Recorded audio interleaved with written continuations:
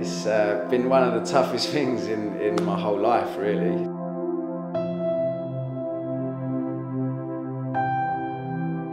You've lost a sense of achievement, that you're never going to achieve anything like that again in your life.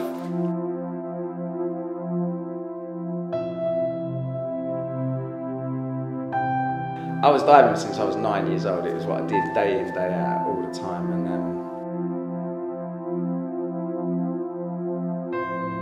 all of a sudden you just stop.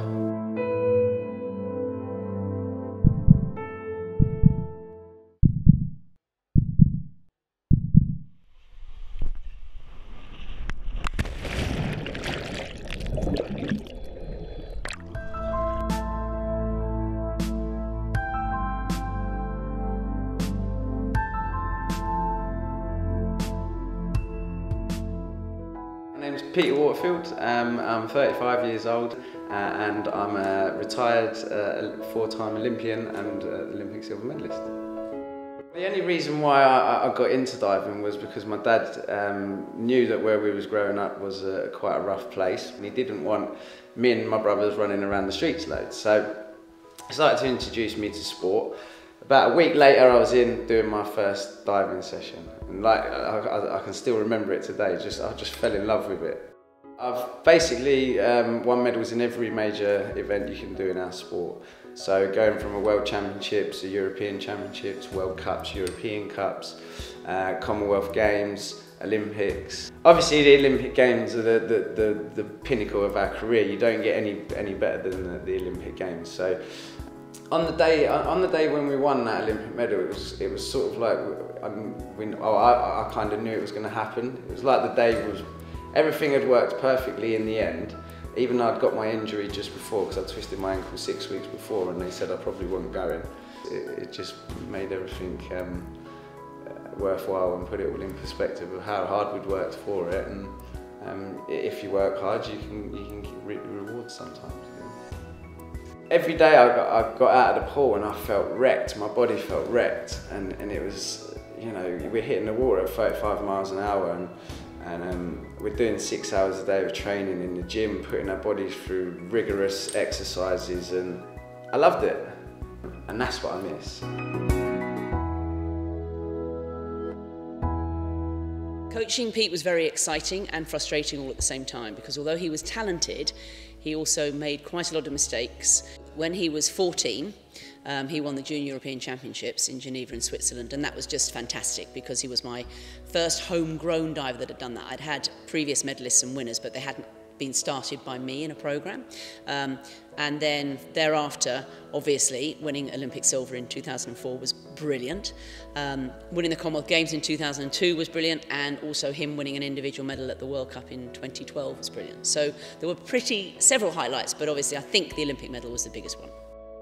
His complete devotion, having somebody that good in a pool that can do a dive that you want to clap almost every day, is what I definitely miss. And the relationship that we had, so his trust in me. So if I asked him to do something, he would do it without question because he believed it would work, and it did, and we were a very successful team.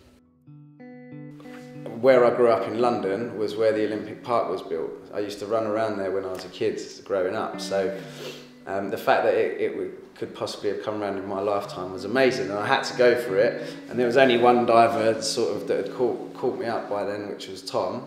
So me and Tom went on to just miss out on a medal and get 4th place. And my plan was then to carry on over until the next Commonwealth Games. The British diving had another idea. Afterwards, they agreed my plan to go to the Commonwealth Games, but they eventually sort of pulled my funding just after the London Olympics, a year after. They didn't deal with it very well, but you know, that's just the way it is. Sport's not just people achieving great things, it's a business, and it just eventually just had to go, you know what, it's time anyway. So I'd done everything I wanted to do. I wanted to end on a high anyway. You don't get much of a better event to end on than a home Olympic Games. I think that there could be something to help athletes after they retire, because like you say, it's just like you get kicked out and forgotten about if you haven't got a profile like a Tom Daley or you know, Usain Bolt, or the future's hard to predict now. I think it was difficult for him to adjust when he retired, and still is. Because when you're an athlete, particularly at that level, you have a very structured life, and to lose that structure is a really difficult thing. The most important and difficult one was money, because he went from being an elite athlete who is funded, they're funded very well by UK sport, to someone who had to find all of his own money. And he's not a super intelligent human being, his command of the English language isn't brilliant, so for him to be doing all of those things and trying to find a job elsewhere was very difficult.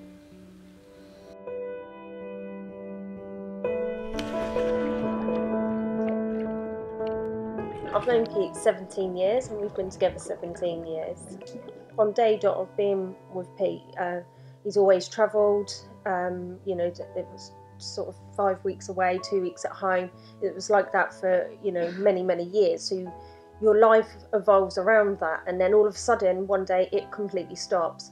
Then we have to start learning each other again, different habits and things that I didn't actually know about Pete, and I'm sure he can say the same about me. So I'm not going to lie, I think still to this day it's a challenge. We're still working on retirement, trying to find where Pete's next career is going to go. We're trying a lot of different things. The actual retirement wasn't how it was planned to happen. It was not dealt with very well. It has been very, very difficult, very emotional. Challenging, but we're strong and we will get there. Well, I actually, sort of my job, I work going into schools as a mentor. So basically, as an athlete, we've used certain skills, or we learn certain skills and to become successful in those sports, but they're transferable skills, and we use those skills every day pretty much. And there's 6 skills that we try to promote and get them to use, and we do that through activities, through inspirational speaking. I talk about my career, we look at other people's careers and role models and stuff like that, and yeah, just try and let them know that the people that are on the TV winning the medals didn't come from anywhere more special than where they've come from.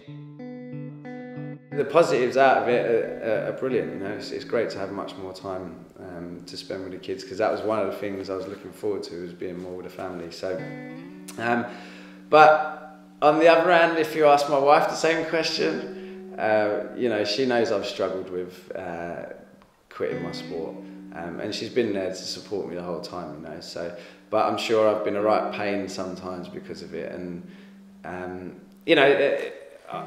I can only apologise sometimes, but it's something that I've never been able to, I've never had to deal with, never expected it to be the way it was, and yeah, but she's stuck by me and sort of encouraged me through it, you know, to remember the positives out of it and remember the good times.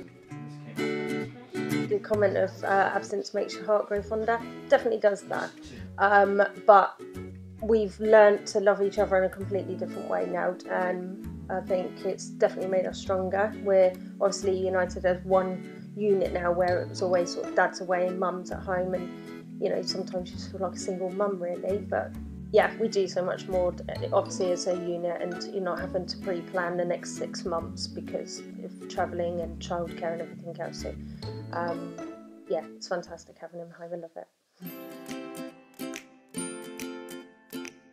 Both of my kids love sport. They're a bit like me, a bit quite annoying to the other people around us, because we can pretty much play any sport and be half decent at it. And my kids are the same. I'm Marshall and I'm 8. I'm Peter. And I'm Lewis and I'm 15. I must have only been about 7 when I first got into football, and I've played for Eastleigh for most of my career. Yeah, hoping that I can either break into the Eastleigh first team or maybe bigger, I'm not sure. Lewis, he loves football. All he's ever done since he could walk is kick a football around. He was always coming down the pool with me and watching me do my sport, and he was in the gym doing sort of trampolining and stuff like that from a really young age, and he actually started to get really good as a diver. and could have pushed on, but he just didn't want to do it. I'm playing football. I play for Southwark now. Other teams want me, but Position. I play striker as well. Marshall's tried it when he was really young, so I don't know how much he remembers of it. But yeah, he again, Marshall was just one that just never wanted to do it. In fact, he wouldn't learn to swim because he thought he would have to go and do diving. So when I took him swimming, he would deliberately sink so that he didn't have to get in the diving pool. And I reassured him that he doesn't have to do diving, but he does have to swim. So he's getting better at his swimming now. I think it's just to do with the water. I don't think I could hold my breath long enough. I used to miss him actually quite a lot. Like if anyone even mentioned Dad, I actually used to cry, I remember. But it was painful without him. I've always said that I'd encourage them, like I'd introduce them to diving, but if they didn't choose to do it, that's fine, and find something that you really do love to do. And I can't get them away from football. So looks like that's where we're going with them.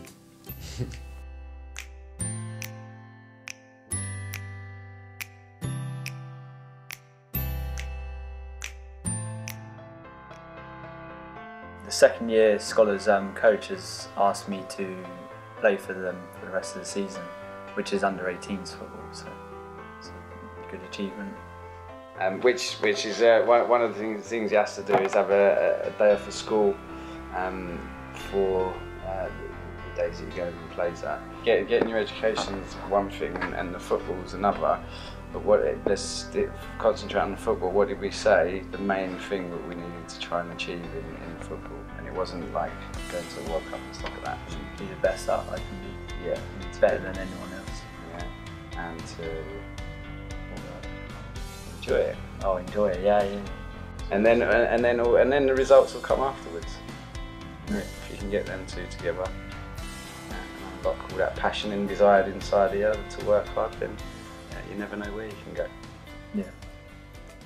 But also you've got an 8-year-old brother following you closely behind, so he's looking pretty handy on the football, isn't he? So you're going to have to be setting a good example to him and working hard, and you never know, I might have you in the middle, him on the left.